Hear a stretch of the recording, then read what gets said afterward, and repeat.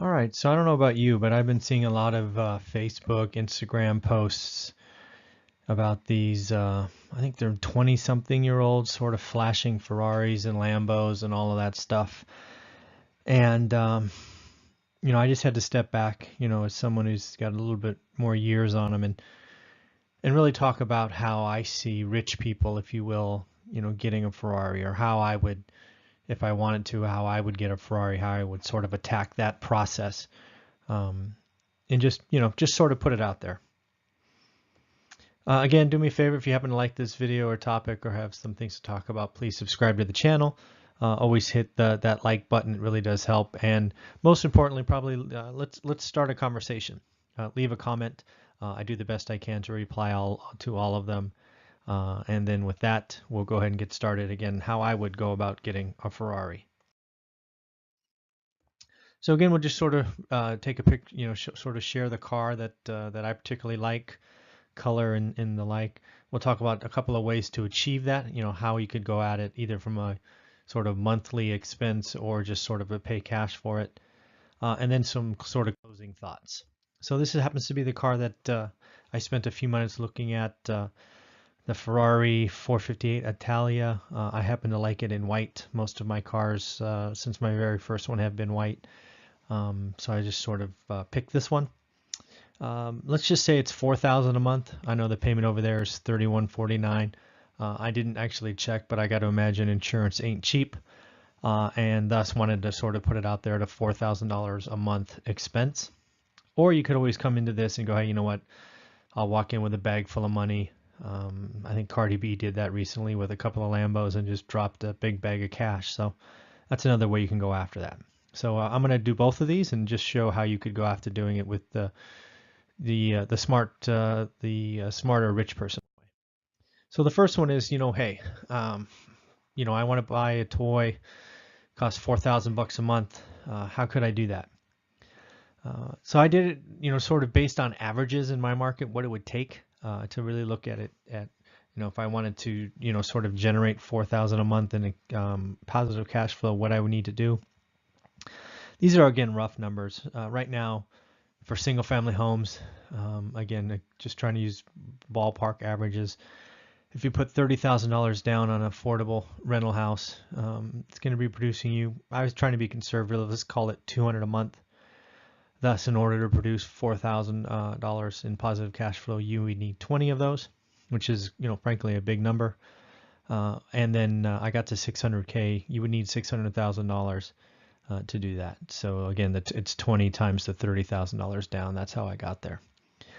Then I looked at maybe if you step it up and you got more units, because again, more units on average can produce a little bit better cash flow month on month. Again, fourplexes, what I did there is estimated about $50,000 down. Might be a little light, maybe it should have been 60, but again, this is just a brain teaser to put this together.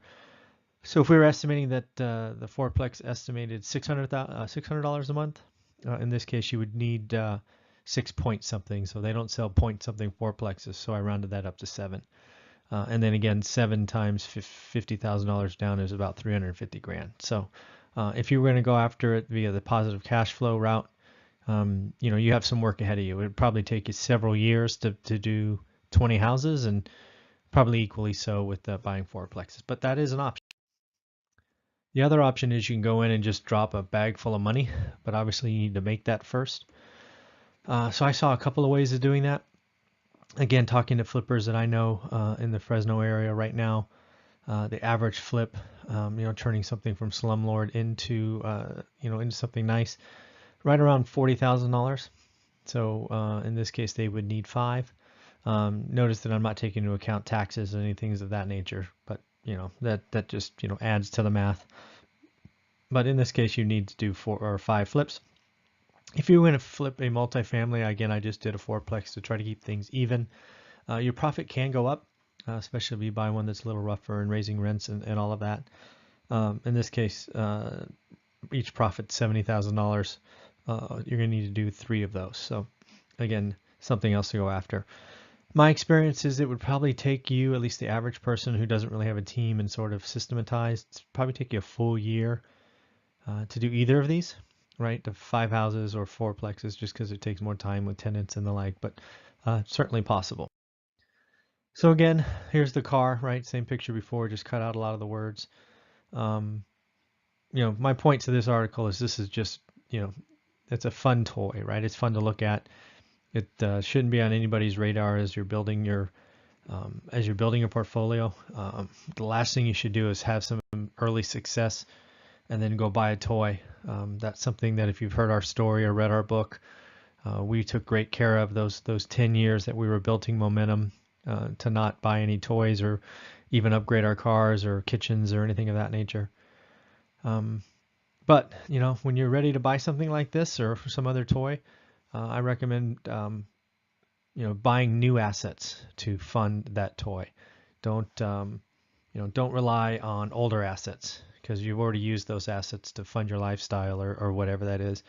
So if you want to go get a new toy, a new motorcycle, do an expensive vacation or something, I suggest you do what rich people do, and that's buy assets to fund lifestyle investments or toys. I should say lifestyle purchases, not investments or toys. So in the end, closing statement, toys destroy wealth and probably even worse, momentum, right? You're building this, you're starting out, you're in the middle.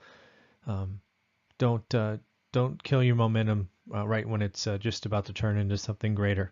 So in the end, let me know what you think. Leave a comment, question. Hey, if you want to tell me what car you would buy, that'd be great. Hit the like button if you like this thought-provoking topic. And as always, subscribe to the channel if you don't mind. Have a great day.